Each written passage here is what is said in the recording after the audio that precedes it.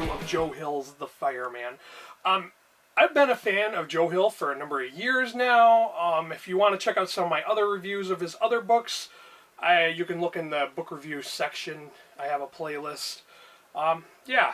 So if you have not heard of Joe Hill's The Fireman yet, it takes place in an apocalyptic world. It's like a plague run amok, and it's this plague that's known by the common name of dragon scale. People get it. They don't really know where it comes from or how you get it, but when you do get it, it shows up almost like a tattoo on your skin, gold, black, kind of metallic looking.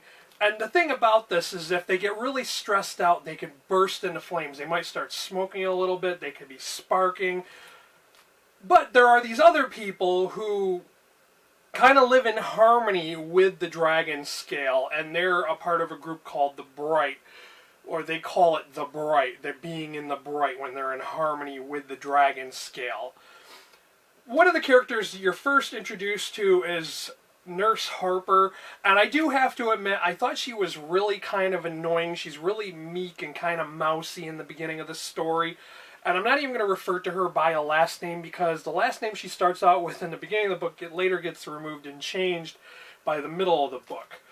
We're also introduced to the title character, the Fireman, and he's this guy who is like going around, you know, like trying to save people who have been infected with dragon scale, because yes, people are scared. They're going out and they're shooting and killing people that are infected with dragon scale.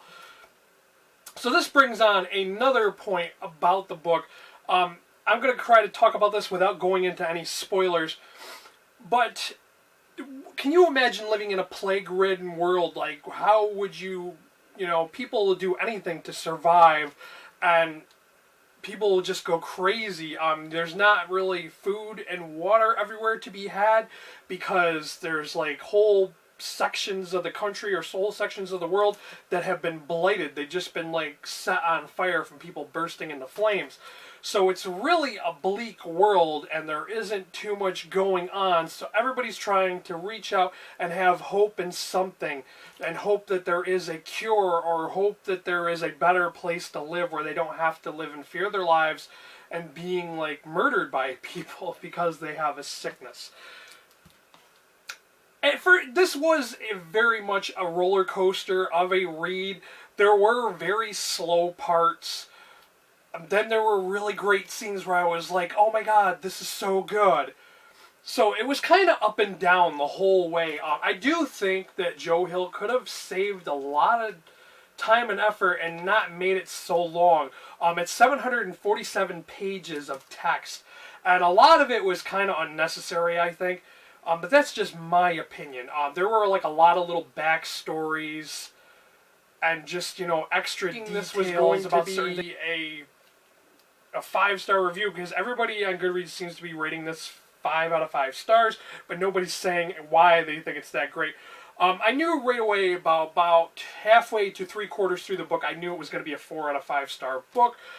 When I started to get towards the end, I was almost thinking, oh no, is this a 3-star book? Because things started to look bleak. And the ending threw me through a loop, because I did not see that coming. There were a number of times where I thought the plot was becoming too predictable. I thought, in some instances, I thought, oh yeah, I know what's going on. But then Joe Hill just totally flipped the script and totally changed the events. You totally don't see it coming.